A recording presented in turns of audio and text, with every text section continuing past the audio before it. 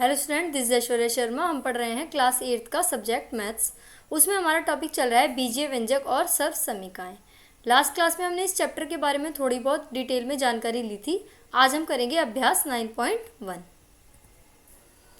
Question number 1 हमारे सामने है। निम्नलिखित व्यंजकों में से प्रत्येक के लिए पदों और गुणांकों को पहचानिए। पद और गुणांक हमें यहाँ पर पहचानने हैं। तो देखो, सबसे पहला क्वेश्चन हमारे पास क्या है। फर्स्ट पार्ट में भी दिया है 5xy का स्क्वायर माइनस 3zy। सेकंड में दिया है 1 + x स्क्वायर। थर्ड में दिया है 4x square Y square minus 4x square Y square Z square plus Z square. Fourth में हमें दिया है 3 - pq plus qr minus rp। Fifth में दिया है x/2 y/2 minus xy। Six में दिया है 0.3a minus 0.6ab plus 0.5b। इस तरीके से 6 पार्ट हमें यहाँ पर दिए हुए हैं।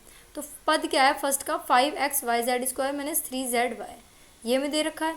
तो देखो, अब ये जो है 5xyz स्क्वायर माइनस 3zy, ये हमें दिया हुआ है। तो इसमें देखो, इसमें इसका गुणांक क्या है, संख्यात्मक गुणांक यहाँ पर है 5, ठीक है, और इसमें संख्यात्मक गुणांक है -3। ये गुणांक है हमारे का गुणांक -5 है। और पद की बात करें तो पद यहाँ पर है 2, द्विपदीय हमारा है। अब देखो, थर्ड वाले की बात करते हैं। तो थर्ड वाले में देखो कितने पद हैं इसमें, 1 + x + x स्क्वायर। तो ये हमारा है 3 पदीय है। कितना, 1x और x स्क्वायर। तो 1 का जो है हमारे पास गुणांक 1 है, x का हमारे पास गुणांक है 1 और x स्क्वायर का गुणांक भी हमारे पास 1 है। तो x और x स्क्वायर का गुणांक हमारे पास क्या है, 1 है। अब बात आती है थर्ड की। थर्ड में क्या दे रखा है, 4x square Y square minus 4x square Y square Z square फिर प्लस जेड स्क्वायर। तो अगर पद की बात करें तो कितने पद हैं इसमें, इसमें है 3 पद। कितने पद हैं, 3 पद, यानी कि ये हमारा है ट्रायनोमियल ये हमारा है। तो अब इसमें बात करें तो इसका हो जाएगा 4, ये हो जाएगा -4 और ये हो जाएगा, जब यहाँ कुछ नहीं तो ये हो जाएगा 1। तो हम कह सकते हैं कि 4xy स्क्वायर का गुणांक 4 है, -4xy स्क्वायर जेड स्क्वायर का गुणांक -4 है और जेड स्क्वायर का गुणांक जो है वो हमारा 1 है। अब बात आती है फोर्थ, फिफ्थ और सिक्स्थ क्वेश्चन की। तो फोर्थ क्वेश्चन में हमारे क्या दिया हुआ है, पद हमारे देखो कितने हैं, 3, -pq plus qr minus rp। कितने पद हैं, एक तो है 3, एक है -pq, एक है qr और एक है rp। तो pq जो है -pq, इसका जो गुणांक है वो किस में होगा, वो होगा -1, ठीक है। qr क्या है, qr के आगे पॉजिटिव साइन है तो इसका गुणांक होगा +1। और फिर -rp है तो rp का जो गुणांक होगा वो होगा -1। तो हम कह सकते हैं -pq का गुणांक -1 है, qr का गुणांक 1 है और -rp का गुणांक -1 है। अब बात आती है फिफ्थ क्वेश्चन की। उसमें क्या हमें दे रखा था, देखो फिफ्थ क्वेश्चन में था x/2 y/2 माइनस xy। तो देखो इसमें कितने पद हैं, 3 पद हैं। एक तो है x/2, दूसरा y/2 और तीसरा है -xy। तो x/2 का जो गुणांक है वो क्या है, x के अलावा जो भी बचा वो गुणांक है। तो ये बचा 1/2, तो इसका गुणांक हो गया 1/2। y/2 का गुणांक हो गया 1/2 माइनस xy जो है उसका गुणांक है -1। ओके। तो अब देखो, अब हमारा है सिक्स्थ क्वेश्चन।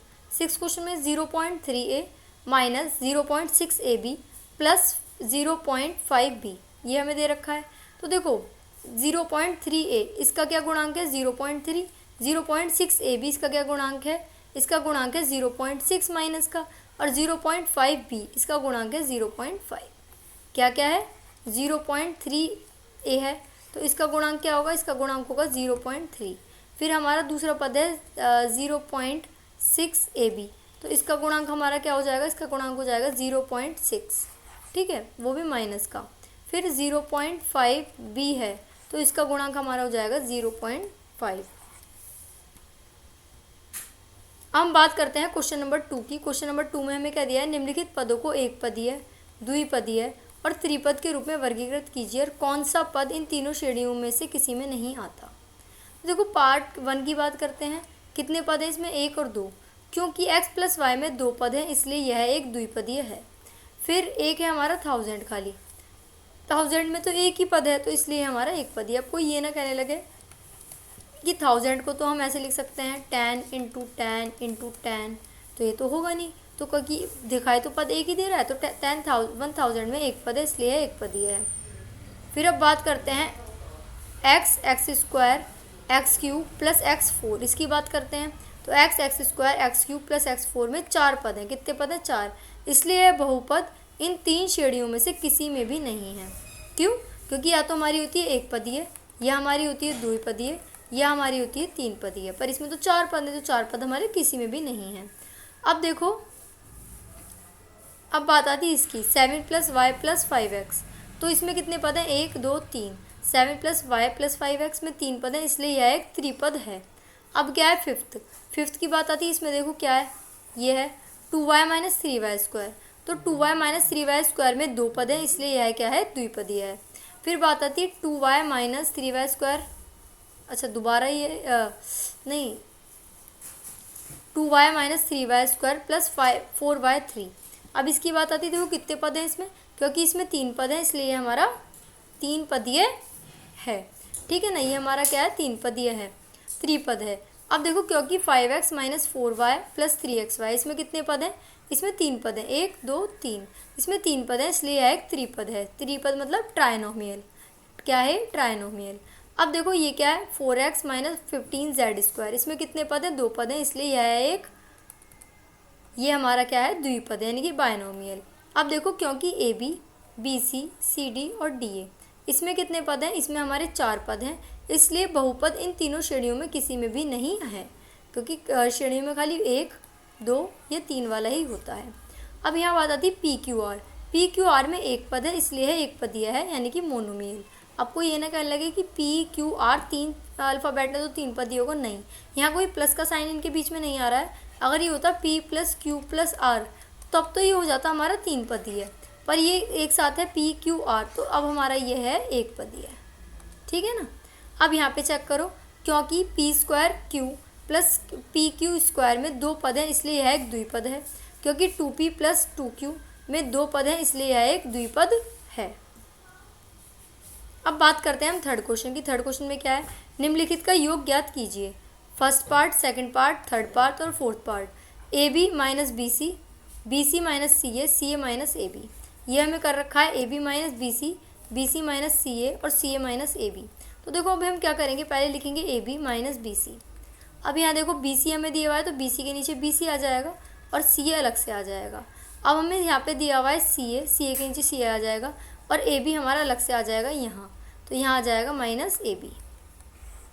अब इसे चेक करेंगे, अगर हम प्लस करने की बात करें तो क्या आएगा? अब देखो CA है यहाँ, ये CA किसका है? हमारा CA तो हमारा प्लस का है, तो प्लस से माइनस कैंसिल, तो यहाँ आया 0। प्लस से माइनस कैंसिल, यहाँ आया 0। प्लस से माइनस कैंसिल, यहाँ आया 0। तो 0 + 0 + 0 मतलब 0, अतः इनका योग 0 है। हम बात करते हैं सेकंड पार्ट की। सेकंड पार्ट में क्या है? A - B + AB। तो हम लिखेंगे यहाँ पर A - B + AB। अब क्या आएगा? B - C + BC। B लिखो यहाँ, B फिर -C फिर प्लस BC, ये आ गया हमारा। अब बात करेंगे C, तो C तो इसके नीचे आएगा, A तो -A आ गया, और फिर बात किसकी आएगी? AC की, तो AC हमारा आ जाएगा इधर। तो अब यहाँ देखो क्या आएगा?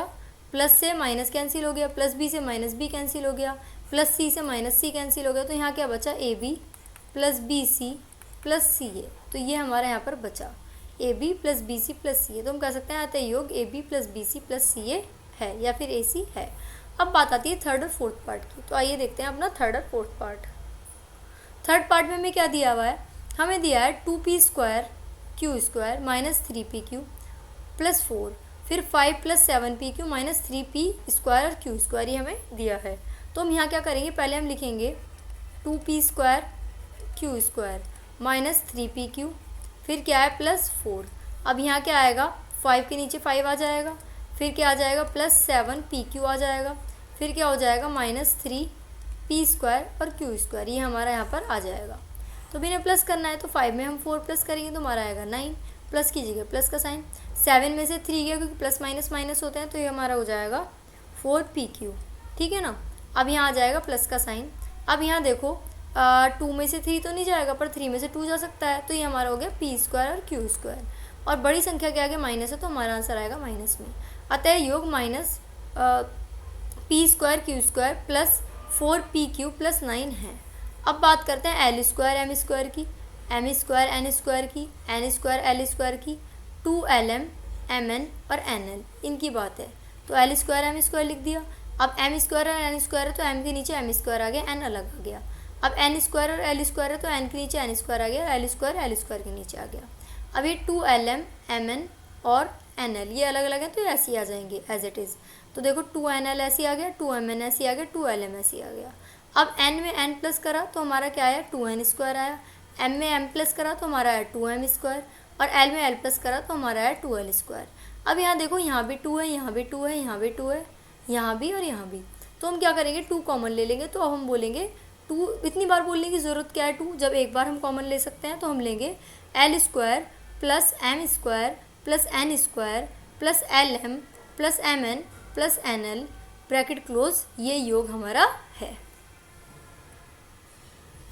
क्वेश्चन नंबर 4 हम देखेंगे। क्वेश्चन नंबर 4 में कितने पार्ट हैं, ए बी सी, 3 पार्ट हमें दिए हुए हैं। तो क्या करेंगे, 12a minus 9ab plus 5b minus 3 में से 4a minus 7a 3b plus 12 को घटाइए।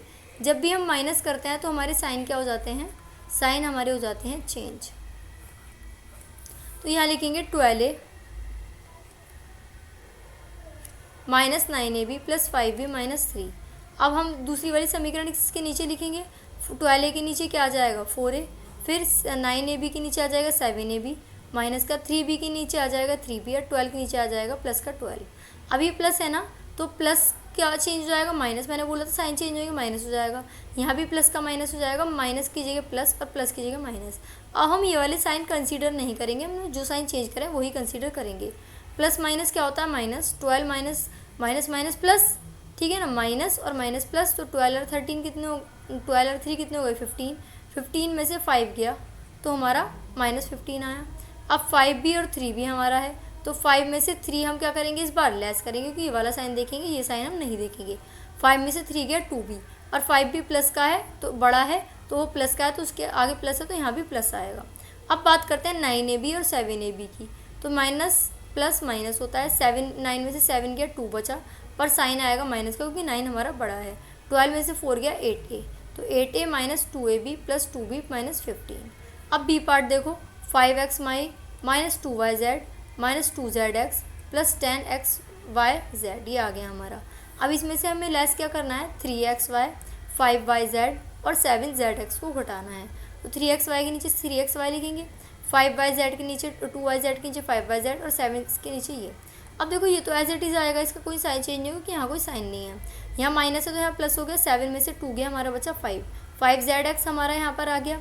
अब देखो माइनस माइनस होते हैं प्लस, तो 5 और 2 प्लस करेंगे तो 7yz हो जाएगा। 5 में से 3 गया तो 2 बचे, तो 2xy हमारा हो जाएगा। ठीक है, हम बात करते हैं अपने सी पार्ट की। सी पार्ट में देखो क्या है, 5p square Q minus 2pq square plus 5pq minus 11q 3q और 18। अब देखो 18 के नीचे आ जाएगा 10 नॉन वेरिएबल वाला, p के नीचे p वेरिएबल वाला, q के नीचे q, ऐसे ही pq के नीचे ये pq स्क्वायर के नीचे pq स्क्वायर आ जाएगा, और p स्क्वायर q के नीचे आ जाएगा। ये प्लस का है तो ये हो जाएगा हमारा माइनस का, प्लस वाला माइनस, माइनस वाला प्लस, प्लस वाला यहाँ पे माइनस, फिर माइनस वाला प्लस और माइनस वाला प्लस। अब 18 और 10 प्लस करेंगे तो 28 आएगा, वो भी प्लस का। 3 और 8 है तो 8 में से 3 गया तो हमारा बचा 5p, फिर क्या है 7q और 11, तो 7 में से माइनस माइनस होते हैं प्लस, तो 11 और 7 कितने होते हैं 18q, फिर ये क्या है प्लस, तो 8 और 3 कितने होते हैं 5 और 3 8 होते हैं, तो 8pq आ गया यहाँ पर। तो फिर यहाँ क्या आएगा 2 और 5 क्या होता है 7pq स्क्वायर आ गया माइनस का। फिर 5 और 4 कितने होते हैं, 5 में से 4 गया तो 1 बचा, यानी कि p स्क्वायर q हमारा यहाँ पर आ जाएगा, वो भी प्लस का, क्योंकि 5 के बाद प्लस है और 5 ही हमारी बड़ी संख्या है। So what did we learn today, हमने सीखा कि कैसे हम क्या करते हैं, योग करते हैं। योग में जो होता है हमारे साइन हमारे क्या रहते हैं योग में हमारे साइन रहते हैं सेम। और जब हम जो है माइनस करते हैं यानी कि घटाते हैं, तो घटाते जब हम हैं तो हमारे साइन क्या हो जाते हैं, हमारे साइन हो जाते हैं हमेशा चेंज कैसे, प्लस होता है तो हो जाएगा माइनस, और माइनस है तो वो हो जाएगा प्लस। अब जो है एक हमने सीखा कि हमें टेबुलर फॉर्म में लिखना है। अब देखो यहाँ दे रखा है 7xy प्लस 4x, ठीक है, ये दे रखा है। अब इसमें से ये कह रहे हैं कि इसमें से घटाओ, क्या घटाना है इसमें से घटाना है 3xy माइनस 2x, ये घटाना है हमें। तो हम क्या करेंगे, पहले हम लिखेंगे 7xy प्लस 4x, फिर यहाँ के लिखेंगे 3xy माइनस 2x। अब इसको लेस करना है, जब हमें घटाना है तो हम साइन क्या करेंगे, यहाँ पे चेंज कर देंगे, यहाँ आ जाएगा माइनस, यहाँ आ जाएगा प्लस। अब यहाँ पे देखो 4 में 2 प्लस करा तो 6x आया हमारा, बड़ी संख्या 4 है तो 4 के आगे प्लस का साइन है तो यहाँ प्लस ही आएगा। और वैसे भी तो दोनों ही संख्या प्लस में थी, 7 में से 3 गया 4xy। अब देखो ये बड़ी संख्या है, बड़ी संख्या के आगे प्लस है तो हमारा आंसर भी प्लस में आएगा। तो हम कह सकते हैं इनका योग 4xy प्लस 6x है। तो हम मिलते हैं नेक्स्ट क्लास में, तब तक के लिए थैंक यू।